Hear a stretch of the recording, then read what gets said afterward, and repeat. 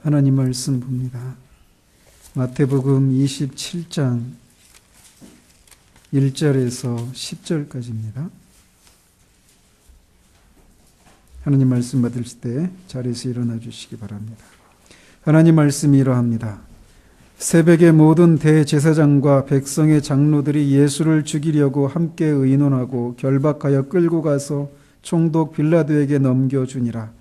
그때 예수를 판 유다가 그의 정죄됨을 보고 스스로 뉘우쳐 그 은 30을 대제사장들과 장로들에게 도로 갖다 주며 이르되 내가 무죄한 피를 팔고 죄를 범하였도다 하니 그들이 이르되 그것이 우리에게 무슨 상관이냐 내가 당하라 하거늘 유다가 은을 성소에 던져놓고 물러가서 스스로 목매어 죽은지라. 대제사장들이 그 은을 거두며 이르되 이것은 핏값이라 성전고에 넣어둠이 옳지 않다 하고 의논한 후 이것으로 토기장이의 밭을 사서 나그네의 묘지를 삼았으니 그러므로 오늘날까지 그 밭을 피밭이라 일컫느니라. 이에 선지자 예레미야를 통하여 하신 말씀이 이루어졌나니 일렀으되 그들이 그 가격 매겨진 자 곧 이스라엘 자손 중에서 가격 매긴 자의 가격 곧 은 30을 가지고 토기장이의 밭값으로 주었으니 이는 주께서 내게 명하신 바와 같으니라 하였더라. 아멘.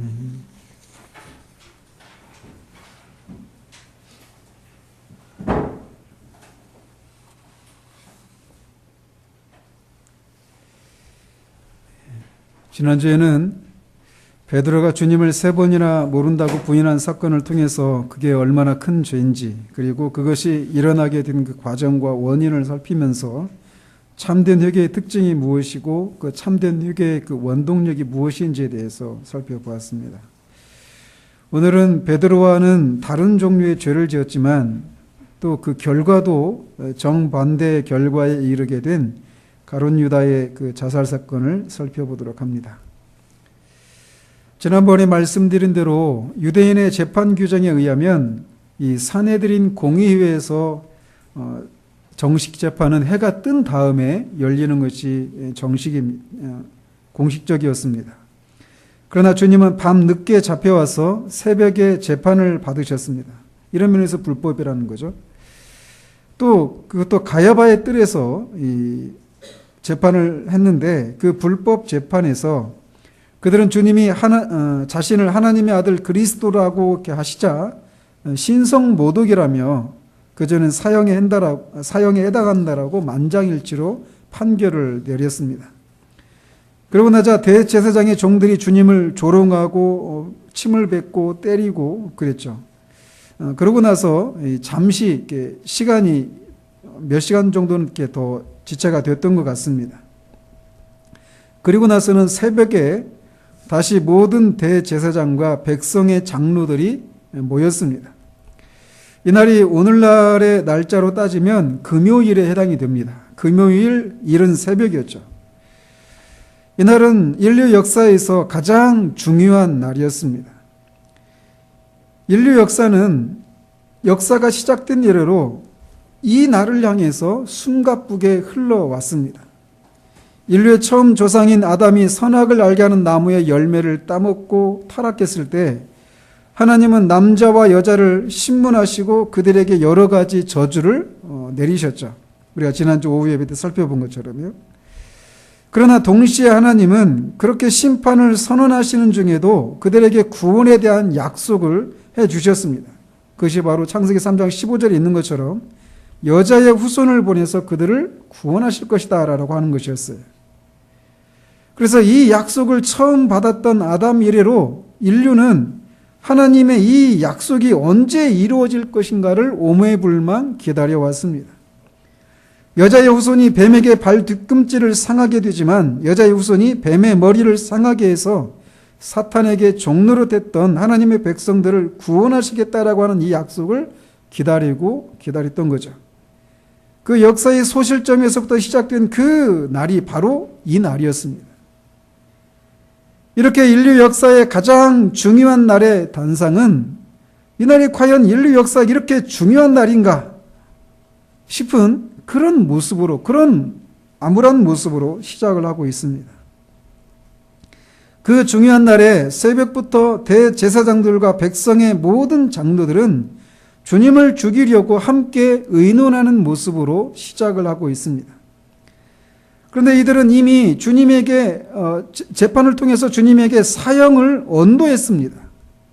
그런데 다시 이들이 주님을 죽이기 위해서 의논하기 위해서 모였다라고 말하고 있어요. 이것은 그들이 주님에게 재판을 통해서 사형을 언도했지만 그건 종교 재판이었습니다. 그리고 그 종교 재판에 의해서 사형에 해당된다고 하더라도 이들에게는 사람을 죽일 권한이 없었습니다. 그들은 로마의 식민 지배를 받고 있었기 때문에 사형을 집행하기 위해서는 로마의 총독으로부터 재판을 받아야만 했습니다.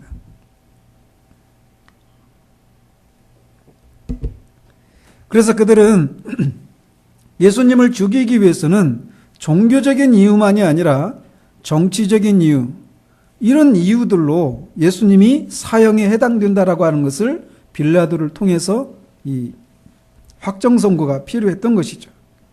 그래서 예수님을 그런 의미에서 정치적인 그런 죄목을 어떤 죄목을 걸 것인지를 모의할 그런 필요가 있었던 것입니다.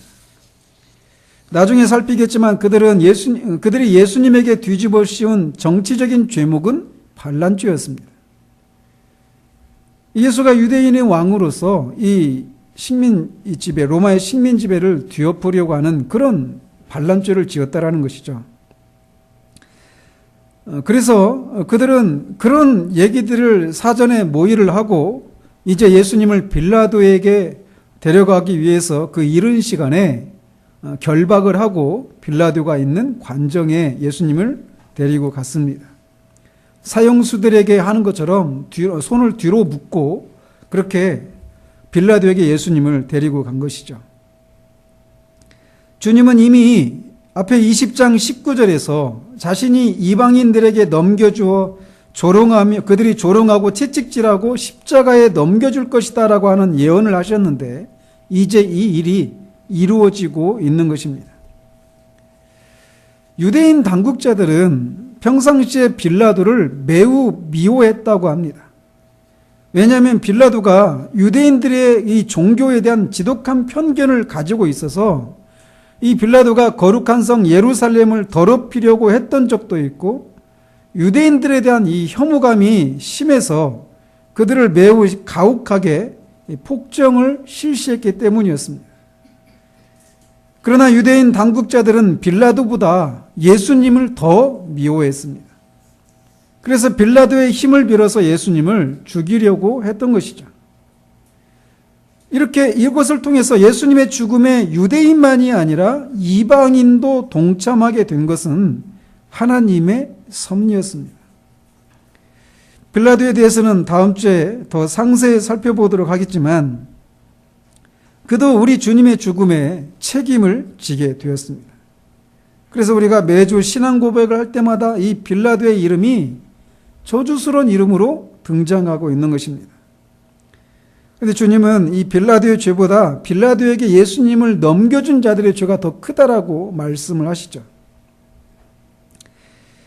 어쨌든 유대인 당국자들은 오래전부터 예수님을 죽이려고 시기를 엿보고 있었습니다.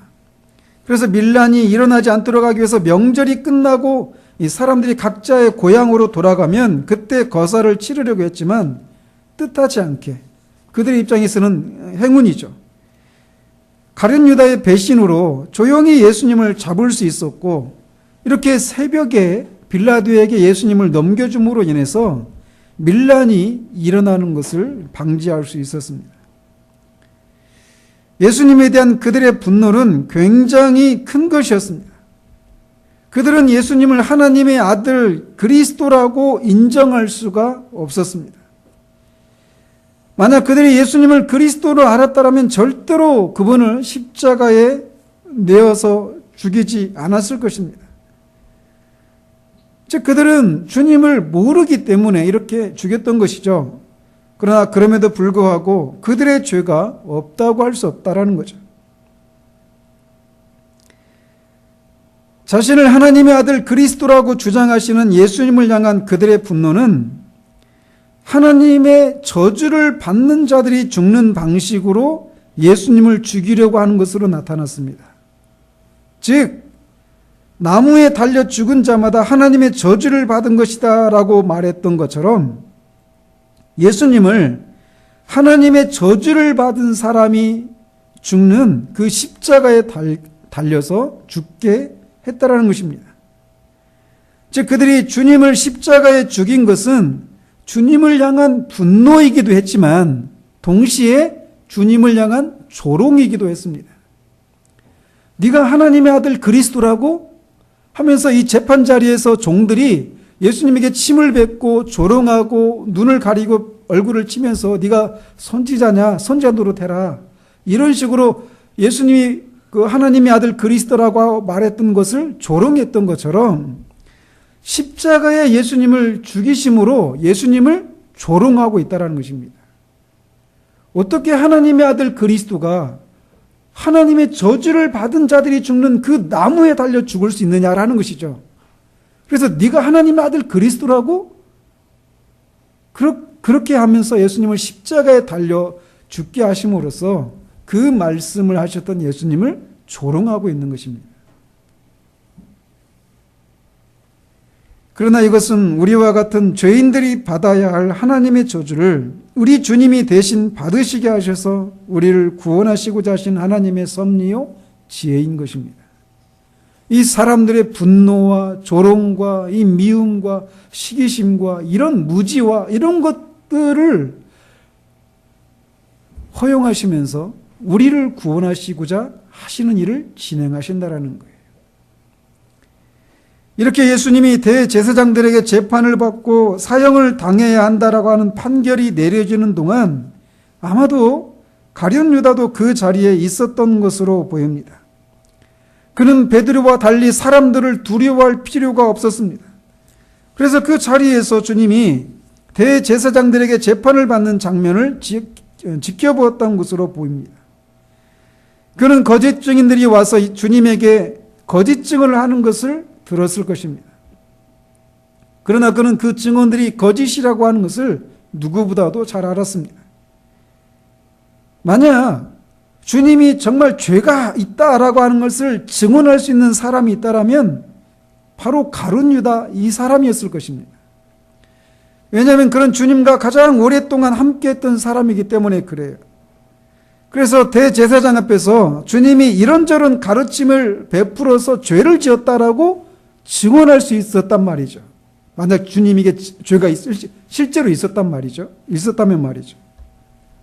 또 빌라도에게까지 가서도 증언을 할 수 있었을 것이에요.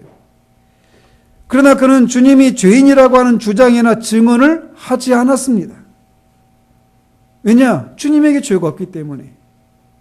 주님이 죄가 있다라고 하는 것을 증언할 수 있는 가장 유력한 증인 중에 한 사람일 수 있는 가룟 유다가 주님이 죄인이라고 하는 것을 증언하지 않았다라고 하는 이 사실은 주님이 죄가 없는 분이라고 하는 것을 증거하는 강력한 증거입니다.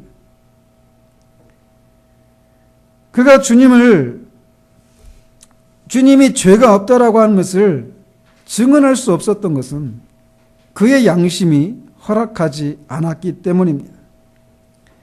그는 주님이 재판을 받으시는 동안 한때 사탄에게 사로잡혀서 잠들어 있던 양심이 거세게 그를 송사하기 시작하는 것을 느끼기 시작했을 것입니다.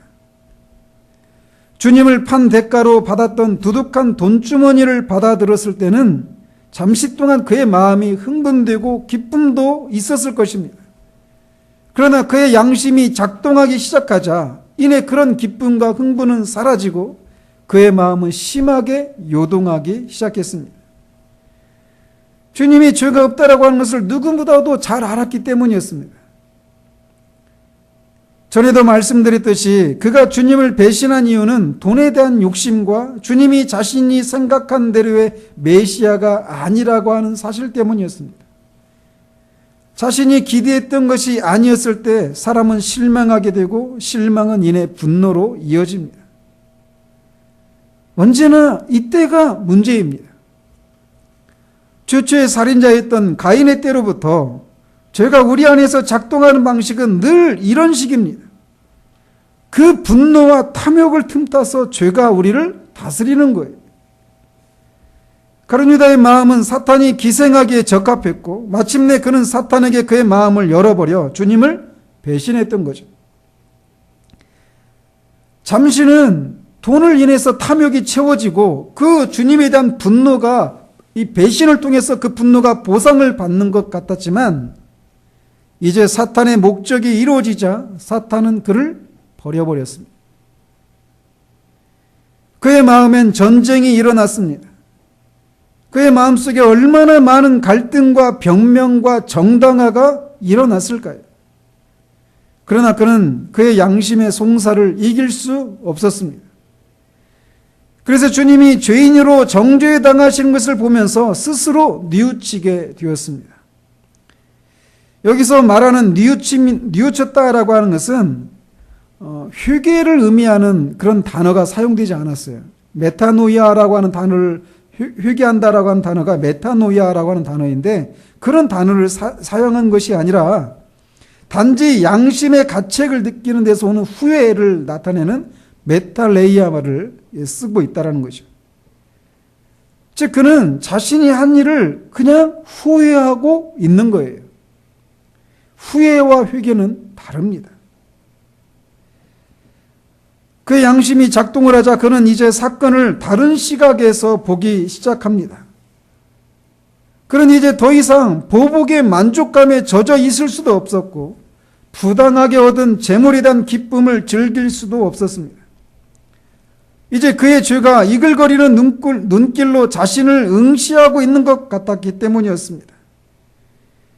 베드로를 바라보시는 주님의 연민과 긍휼의 시선이 아니라 죄악에 소름 끼치는 무서움과 어두움과 가증스러움이 그를 노려보고 그를 정죄하기 시작했습니다. 잠시나마 그의 마음에 기쁨을 주었던 은전이 들어있는 돈주머니는 더 이상 그의 마음에 만족이 될 수 없었습니다. 오히려 그 돈주머니가 그를 정죄하는 것 같았습니다. 그래서 그는 그것을 더 이상 소지할 수 있을 수 없어서 그것을 대제사장들과 장로들에게 도로 갖다 주었습니다. 사무엘 시대의 블레셋 사람들이 이스라엘에게서 법궤를 빼앗고 자신들의 신이 이스라엘의 신을 이겼다라고 하는 승리의 이 전리품으로 법궤를 가져가서 잠시는 승리에 도취되었지만 이내 그 법궤를 인해서 전염병이 돌기 시작하고 자신들의 신 다곤이 그 앞에 팔다리가 부러져서 넘어져 엎드려지는 것을 보고는 법궤가 더 이상 그들에게 승리를 만끽하게 하는 대상이 아니라 공포의 대상이 되었습니다. 그런 것처럼 전에는 유다에게 기쁨을 줬던 돈이 그에게 더 이상 기쁨의 대상이 아니라 오히려 공포와 그의 죄를 떠올리게 하는 정죄의 대상이 되고 말았습니다. 그래서 그것을 대제사장들에게 다시 가져다 준 것입니다. 이것이 사람이 죄를 인식하게 되었을 때 그 사람의 마음에서 일어나는 일들입니다. 죄를 인해서 양심이 송사할 때 그것을 이길 수 있는 사람은 아무도 없습니다. 그는 그 밀려드는 죄책감을 감당할 수 없었습니다. 가중되는 죄책감을 달래기 위해서 그는 신속하게 은전을 돌려주는 길을 택했습니다. 블레셋 사람이 그 공포의 대상인 법궤를 이스라엘 백성들에게 돌려준 것처럼 자기의 공포의 대상이 되어버린 그 돈을 대제사장들에게 돌려주는 길을 택했던 것이죠. 그리고 대제사장들에게 가서 고백하기를 내가 무죄한 피를 팔아 죄를 범했다라고 자기의 죄를 인정하고 토설하게 됩니다. 아마도 그는 이렇게 해서 자신의 범죄가 더 이상 진행되지 않기를 바랐는지도 모릅니다. 이렇게 해서 밀려드는 죄의 정죄로부터 피하고 싶었던 것이죠. 그러나 그의 기대와는 달리 그는 대제사장들과 장로들로부터 그것이 우리에게 무슨 상관이냐, 네가 당하라 라고 하는 냉혹한 말을 들어야만 했습니다. 네가 죄를 지었으니까 네가 당해라. 그것은 우리와는 상관이 없다라고 말했던 거죠. 그들은 유다를 통해서 자신들의 목적을 이미 이루었습니다. 그래서 그들에게 유다는 더 이상 소용이 없었어요. 그들은 한때 그들의 공범자였던 유다를 매몰차게 버립니다. 이것이 죄가 우리를 대하는 방식입니다. 죄가 우리를 유혹할 때는 달콤한 약속을 합니다. 그리고 잠시 죄가 주는 달콤함을 즐기게 합니다. 그러나 우리가 죄가 던져주는 미끼를 덥석 무는 순간 이내 우리 양심은 가책을 느끼고 우리 영혼은 당황하게 되고 죄는 우리를 외면합니다. 우리의 첫 조상 아담과 하와가 그렇지 않았습니까? 먹음직도 하고 보암직도 하고 지혜롭게 할 만큼 탐스러운 그 열매를 보고 먹었어요. 죄가 던져주는 그 유혹의 미끼를 덥석 문 것이죠. 그러자마자 그들은 전에는 한 번도 경험하지 못했던 두려움과 공포와 소외감과 정죄감이 그들을 압도해 버렸습니다. 언제나 죄가 하는 일은 이런 것이에요. 죄의 그 유혹 받아들이면 즐거울 것 같지만 막상 그 죄 유혹을 받아들이고 나면 즐거움은 사라지고 정죄감만 밀려오고 그 죄는 또 우리를 외면하고 정죄한다는 것입니다.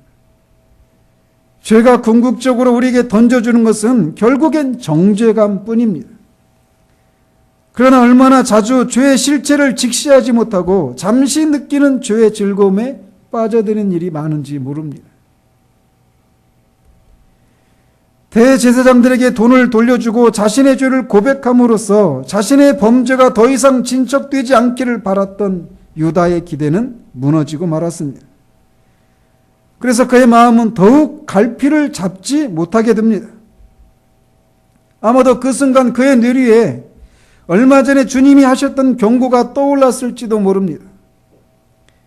인자를 파는 그 사람에게는 화가 있으리로다. 그 사람은 차라리 나지 않았더라면 그 사람에게 더 좋았을 텐데 라고 하는 그 말씀이 그에게 떠올랐을지도 모릅니다. 만약 주님이 그에게 그런 경고를 하셨을 그때라도 그가 주님의 경고를 듣고 죄에서 돌이켰다라면 지금 이런 일이 없었을지도 모릅니다. 그러나 그런 주님의 목소리에 귀를 기울이지 않았습니다. 탐욕이라는 더러운 죄가 그의 마음을 사로잡아 버렸고 그의 마음은 죄악의 속임수에 넘어가 더욱 굳어져 버렸습니다. 그의 마음의 갈등과 두려움은 이제 최고조에 달하게 됩니다. 그의 영혼은 사면초가에 처했지만 그런 그를 지탱해 줄 수 있는 것을 그 어디에서도 찾을 수가 없었습니다. 우리가 지난주에 살핀 베드로의 경우에도 처음에는 그가 자신이 죄를 지었다라고 하는 것을 인식했을 때는 처음에 이런 것이 아니었겠어요? 내가 죄를 지었구나. 그로 인해서 그런 밀려오는 죄책감, 정죄감, 두려움, 공포 이런 것이 짧은 시간이나마 베드로에게도 있었을 거란 말이죠. 그러나 베드로의 경우는 그를 바라보시는 주님의 사랑의 눈빛과 그 역시도 주님을 향한 사랑이 있었기에 지난주에 살핀 대로 그는 참된 회개를 할 수 있었습니다. 그러나 유다의 경우는 그렇지 않았다라는 것입니다. 그는 베드로처럼 자신의 죄를 인해서 슬피 울 수가 없었어요. 죄악의 공포가 그를 집어삼키고 있을 뿐입니다. 왜 그럴까요? 베드로는 택함받은 사람이고 가룟 유다는 택함받지 못한 사람이니까 이미 되어진 일을 거꾸로 바라보면서 우리가 그런 입장으로 생각해서는 안 됩니다. 왜 두 사람 사이에 그런 차이가 났을까?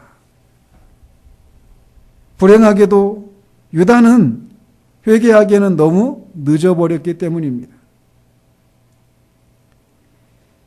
우리는 주님이 십자가에 달리셨을 때 주님과 함께 십자가에 달렸던 한편 강도가 마지막 순간에 자신의 죄를 고백하고 주님을 믿어서 낙원에 이른 것을 압니다. 그 사건이 던져주는 메시지 중에 하나는 회개하기에 늦은 때는 없다라는 것이에요. 그러나 언제나 그런 것은 아니라고 하는 것을 우리는 이 가룟 유다의 모습에서 보게 된다라는 거예요. 이것은 얼마나 두려운 일입니까? 사람이 자신이 죄인이라고 하는 것을 깨닫고 그 죄로 인해서, 그 정죄로 인해서 그 양심이 더 이상 감당할 수 없을 정도로 정죄당하고 공격을 받을 때 그 두려움에 영혼이 압도되어서 회개할 수 없게 될 수도 있다는 사실은 얼마나 두려운 일인가라는 거예요. 계시록에도 이런 모습이 나옵니다. 어린 양의 그 진노의 얼굴에서 자신이 죄인이라는 것을 알고 그 어린 양의 그 진노 앞에서 심판을 받을 것이라고 하는 것을 알고 사람들이 동굴이나 막 산으로 피하죠. 그러면서 그 동굴이나 언덕을 향해서 막 외쳐요. 차라리 내 위에 무너져 달라고. 그래서 어린 양의 얼굴을 피할 수 있게 해달라고. 그들도 그 순간에 자신들이 죄인이라는 것을 알고 그 어린 양으로부터 심판을 받을 것이라고 하는 것을 압니다. 그리고 그 사실로 인해서 두려워하고 공포에 떨고 있어요. 그런데 회개하지 않아요.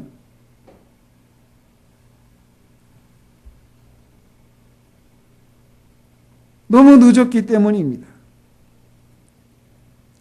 양심의 송사에 의해서 정죄감을 느끼는 데서 오는 공포와 두려움을 느끼면서도 그것을 위해서 후회는 하지만 그것에서 돌이킬 수 없는 때가 온다라는 거예요. 지옥이 바로 그런 곳입니다. 영원히 그런 공포와 양심의 가책으로 인한 후회를 하면서도 회개하지 못하고 오히려 하나님을 향해서 이를 갈면서 계속해서 죄를 짓는 것이 바로 지옥이에요. 가룟 유다는 이 땅에서 지금 그 말로 표현할 수 없는 공포와 두려움을 인한 후회를 하면서도 돌이킬 수 없는 사면초가의 상황에 처한 것입니다. 그러나 그런 그에게도 여러 번 회개할 기회가 있었습니다. 그러나 그는 매번 그런 기회를 차버리고 말았습니다. 그러다가 회개하기에는 너무나 늦은 때가 찾아온 것입니다. 따라서 우리는 이 두려운 사실을 진지하게 돌아보아야 합니다. 종종 잠시 동안의 안락과 쾌락을 또는 돈이나 명예를 인생에서의 성공을 추구하는 데서 오는 즐거움을 줬다가 나중에 그런 기회를 얻을 때 하겠다는 생각을 하다가 영 그런 기회를 얻지 못하고 최후를 맞을 수도 있다는 이 두려운 사실을 기억하면서 오늘이라고 하는 날 동안 우리의 죄를 회개하고 예수 그리스도를 우리의 주로 영접해야 한다라는 거예요. 그 영혼이 사면초가에 몰린 가룟 유다는 은을 성소에 던져버리고 물러가서 스스로 목매어 죽었습니다. 그의 마음을 사로잡았던 돈을 버려버렸습니다. 그에게 아무런 도움이 되지 못했던 것이죠. 사도행전에 보면 그가 목매어서 죽었는데 땅에 떨어져서 창자가 터져 나왔다라고 말합니다. 아마도 그는 절벽에 있는 나무에 목을 매달았다가 떨어져서 그렇게 되었던 것으로 보입니다. 어쨌든 그에게는 아무런 소망이 없었습니다. 그럼 필사적으로 자기 절망을 극복하려고 이렇게 저렇게 노력했지만 아무런 소득이 없이 그렇게 비참한 최후를 맞이하게 되었던 것입니다. 저는 설교 제목이 말해주고 있는 것처럼 이 가룟 유다의 자살 사건처럼 마음이 아픈 것이 없다고 생각을 합니다. 설교를 작성하기 시작하면서부터 제 마음이 먹먹해졌어요. 사람에게 더 이상의 기회가 주어지지 않는다라고 하는 것은 얼마나 큰 고통입니까? 자신이 이 처지에서 돌이켜야 된다는 것을 알아요. 내가 여기서 끝나면 어떻게 된다라는 것도 알아요. 그래서 그것으로 인한 두려움과 공포가 자기를 엄습하고 거기에 압도되어 있어요. 그래서 그 과거의 그 잘못을 후회하는 마음이 있습니다. 그런데 돌이킬 기회가 없어요.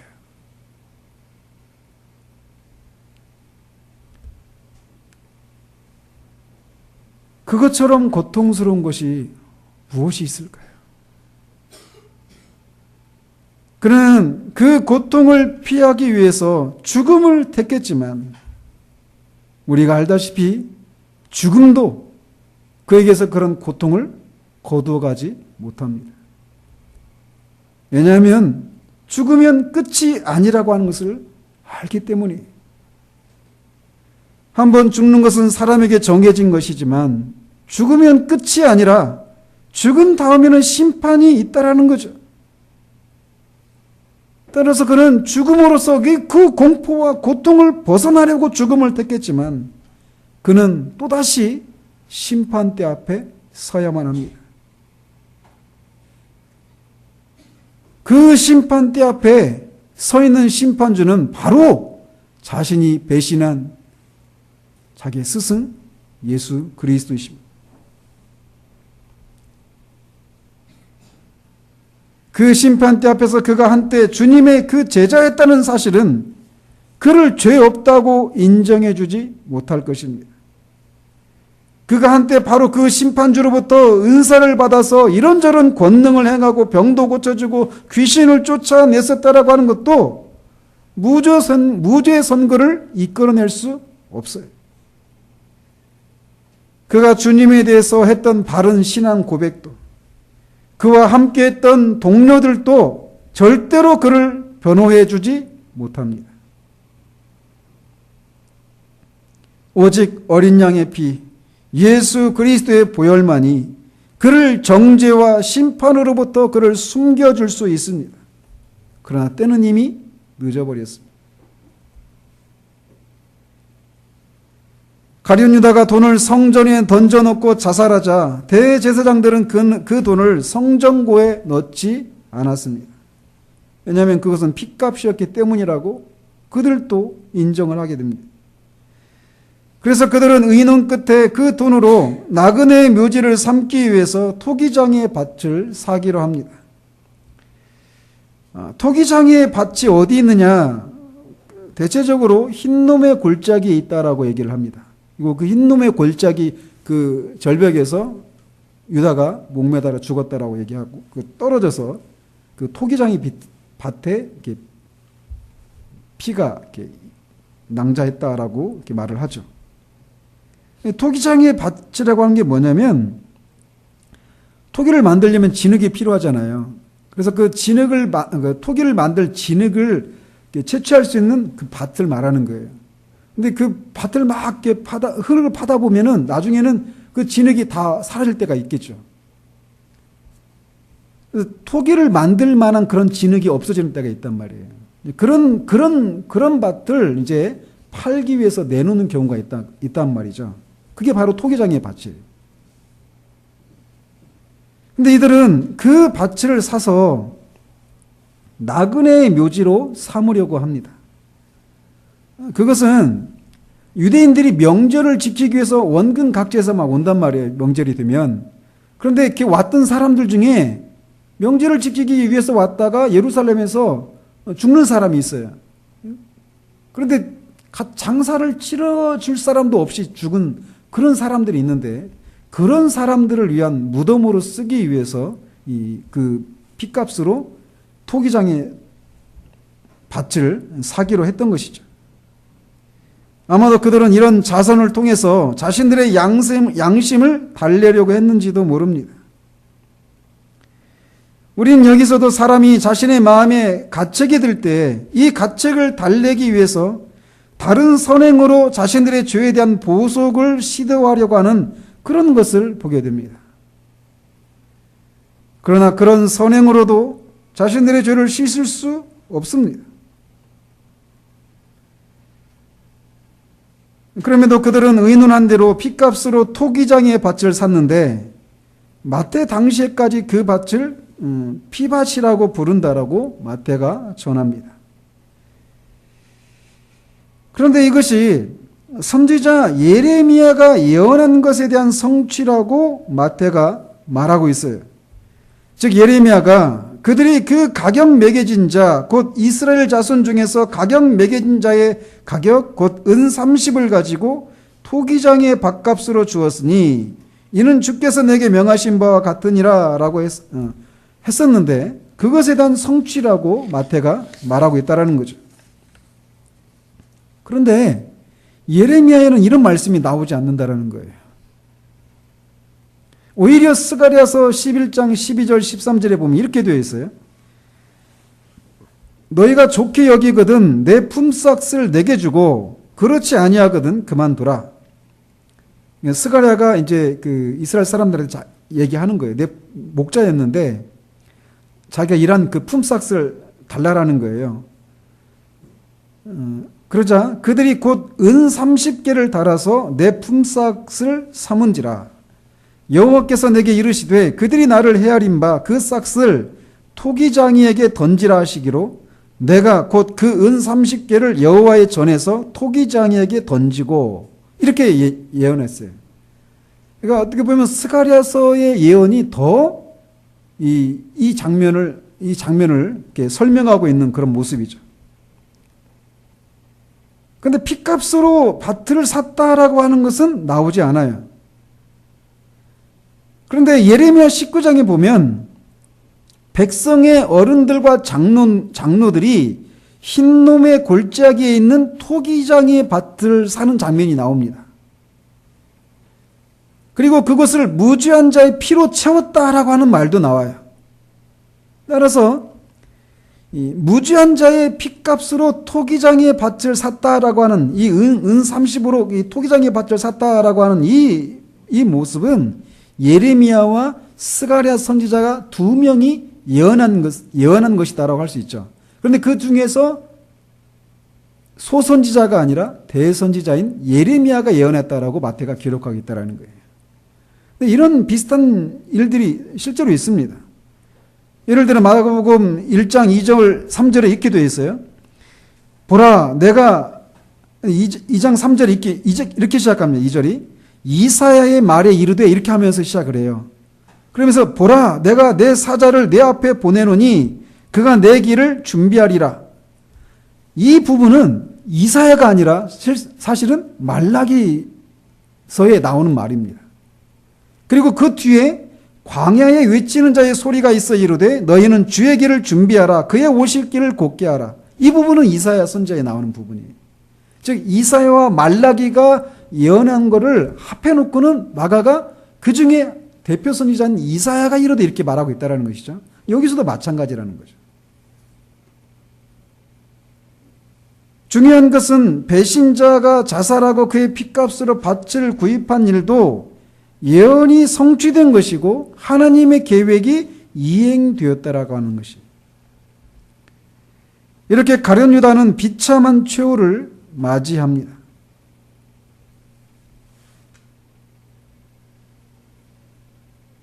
이것은 얼마나 두려운 사실인가를 우리에게 말해주고 있어요.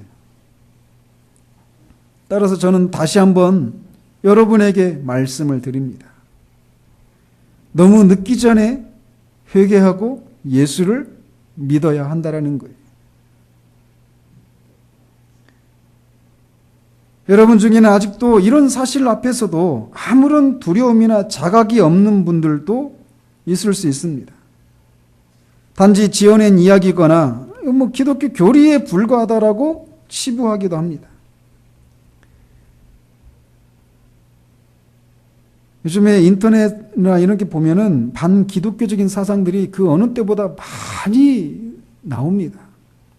그래서 그런 글들을 읽다 보면은 굉장히 고통스럽죠. 근데 그들이 한결같이 하는 얘기가 무엇이냐면 다 그냥 있지도 않은 것들을 믿어야 되는 실체가 없는 그런 것들이 불과하다고 하는 생각을 하는 거예요. 그냥 단지 이렇게 믿어라고 말하는 어떤 교리, 기독교는 그냥 교리의 집합체쯤으로 생각한다라는 것이죠. 기독교는 단지 우리가 무엇을 믿어야 하는지에 대한 교리의 집합체가 아닙니다. 기독교는 살아계신 하나님과 예수 그리스도와의 관계입니다. 우리와 똑같은 인간이셨던 그 예수님이 이 땅에서 사셨어요. 그 예수님이 십자가에서 죽으셨습니다. 따라서 이렇게 예수님이 십자가에서 죽으셨다라고 하는 이 흔들림 없는 사실이 무엇을 의미하는지에 대해서 진지하게 생각해야 한다는 거예요.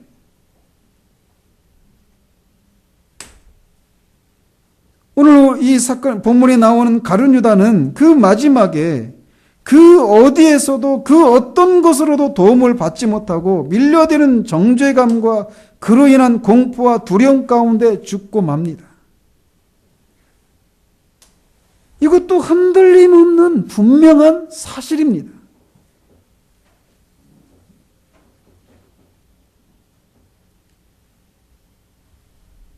왜 예수님이 십자가에서 죽으셔야만 했는가?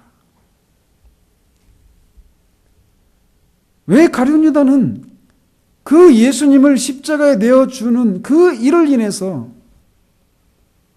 돌이킬 기회가 없이 그 마지막에 그 두려움, 공포와 이 두려움 속에서 그렇게 비참한 취해를 맞이했는가?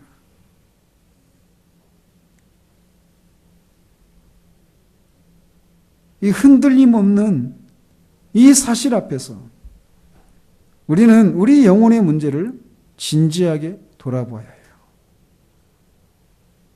너무 늦기 전에 가룟 유다에게 임했던 이런 날이 오기 전에 우리는 하나님과 예수 그리스도와의 관계에 대해서 생각해야만 합니다. 어떤 분들은 자신이 죄인이라고 하는 것도 인정을 합니다. 그리고 지금처럼 살아서는 안 된다라고 하는 것도 인정을 합니다. 그래서 예수님을 믿어야 한다라고 하는 것도 인정을 해요. 그러면서도 여전히 머뭇거려요. 다양한 이유가 있겠지만 그 중에 하나는 지금 이대로가 좋다라는 겁니다.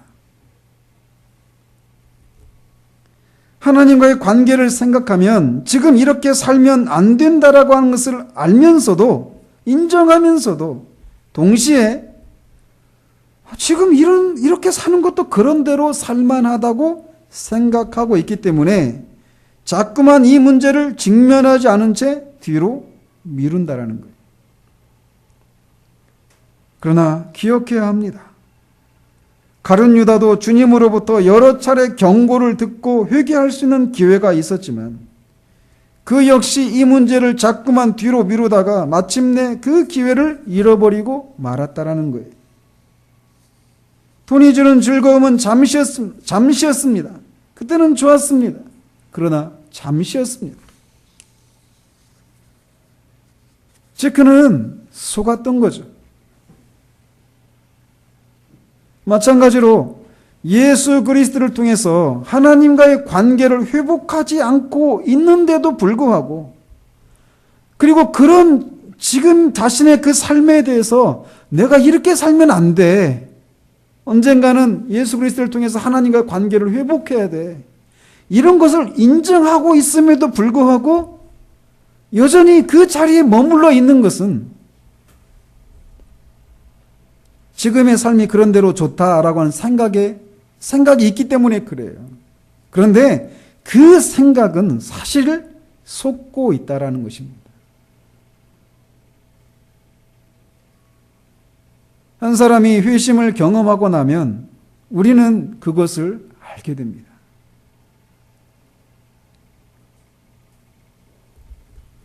제 경험도 그래요.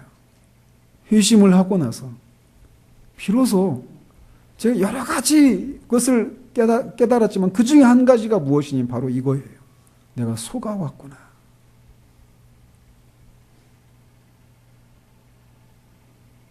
우리가 그동안 얼마나 거짓의 아비의 거짓말에 속아왔는지 그거를 깨닫게 됩니다. 지금은 예수 믿는 사람들을 비웃으며 그들이 오히려 속고 있다고 불쌍한 마음으로 바라보고 있을 것입니다. 우리도 다 한때는 그랬어요. 예수 믿는 사람들이 불쌍했고 나는 저런 사람이 되지 말아야지 라고 하는 생각을 했죠.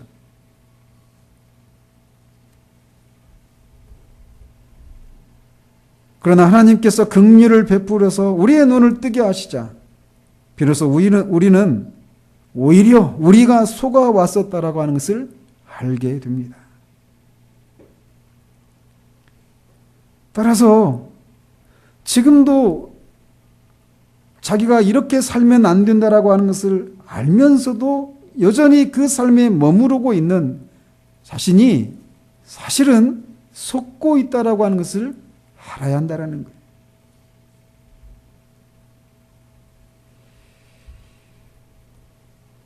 오늘은 매우 무거운 사건을 살펴서 우리의 마음이 무겁지만 하나님께서 이것을 기록해 놓은 것은 우리로 하여금 돌아보도록 하기 위함입니다. 그러니 뒤로 미루지 말고 이 문제에 직면을 해야 돼요. 하나님께서 우리의 눈을 뜨게 하시면 내가 지금 이렇게 살고 있었던 이 시간들이 얼마나 아찔한 시간이었는지를 알게 됩니다.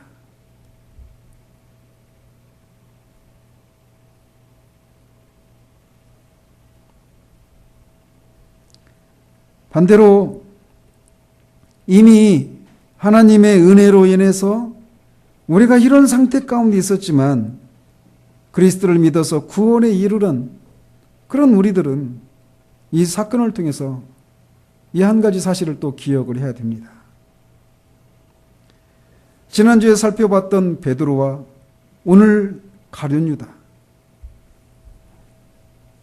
겉으로 드러난 죄의 양상은 다르지만 본질상 똑같습니다. 죄를 지었다라고 하는 면에서는 말이죠. 주님을 부인하고 주님을 배반하는 거예요. 본질상 죄라고 하는 면에서는 똑같아요. 그러나 결과는 완전히 다릅니다.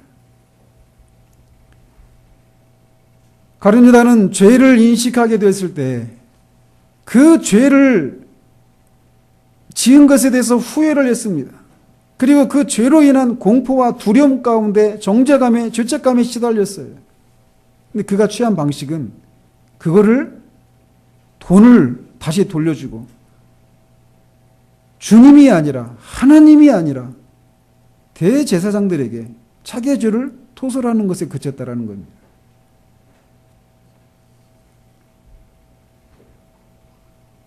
베드로는 자신의 죄를 인식하게 되었을 때 지난주에도 말씀드린 것처럼 주님과의 언제나 거기 계신 그 주님의 사랑을 기억함으로 참된 회개에 이룰 수 있었어요. 우리가 구원받은 이후에도 우리는 주님을 부인하고 또 주님을 배반하는 것 같은 그런 삶을 삽니다. 죄의 본질은 항상 주님을 부인하고 주님을 배반하는 것이에요. 그럴 때마다 우리가 해야 될 것은 무엇이냐? 그 죄를 인식하게 되었을 때 밀려오는 그런 죄책감과 정죄감을 우리가 없애기 위해서 가룟 유다가 취했던 방식을 취해서는 안 된다라는 것입니다. 우리의 어떤 선행이나 또는 어떤 이 고통을 느끼는 것 이런 것으로 우리의 그 정죄감이 사라지는 것이 아니다라는 거예요. 주님께로 나아가야만 합니다. 주님께 나아가서 우리의 죄를 정직하게 고백하고 우리의 죄를 그렇게 고하면 주님은 우리를 다시금 사유하심의 은혜를 베풀어 주십니다. 그 사유하심을 경험하는 것을 통해서 우리가 죄를 이길 수 있는 거예요. 그 여전히 거기 계신 그 주님의 사랑을 다시금 우리가 맛보아 알므로 인해서 우리의 마음을 사로잡아서 주님을 배반하고 주님을 부인하게 만들었던 그것들을 미워하게 되고 혐오하게 되게 된다라는 거예요. 그러므로 우리 중에 아무도 정말 내가 그때 그렇게 했어야 되는데 라고 하는 그런 후회를 하면서 너무나 늦어버린 그런 때가, 그런 것을 경험하는 사람이 우리 중에는 아무도 없게 되기를 바랍니다. 오늘 그런 자를 위해서 자신을 십자가에 내어주시고 그런 자가 받아야 될 형벌을 대신 받으시고 다시 살아나신 그 예수님을 믿으십시오. 그 예수님을 믿는 데에서 오는, 그래서 하나님과 관계를 회복하는 데서 오는 참된 만족, 참된 기쁨, 그것이 진짜입니다. 하나님과의 관계를 회복하지 않은데도 누리고 있는 지금 이대로도 좋다라고 하는 것은 사실상 속고 있는 거예요. 하나님께서 우리의 눈을 열어주셔서 그 실제를 보고 맛보는 일들이 있기를 우리 주님의 이름으로 축원드립니다. 하나님 아버지, 인간이 이 땅에서 겪는 고통 중에 가장 큰 고통이라고 할 수 있는 이 죄의 정죄와 그 공포와 두려움 앞에서 자신의 죄를 스스로 인정하고 뉘우치며 후회는 하지만 그것을 없애기 위해서 이런저런 선행도 하고 열심을 내지만 결국은 그것도 아무런 소용이 없이 비참한 최후를 맞이했던 이 가룟 유다의 최후를 우리가 살펴봤습니다. 참으로 무겁고 두렵습니다. 그에게 여러 차례 회개할 기회가 주어졌지만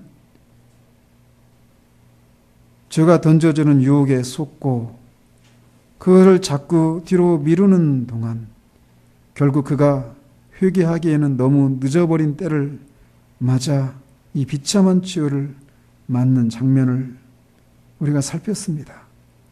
하나님, 정말 우리의 심령들을 불쌍히 여겨주셔서 이 사건 앞에서 우리 자신을 돌아볼 수 있는 은혜를 허락해 주시옵소서.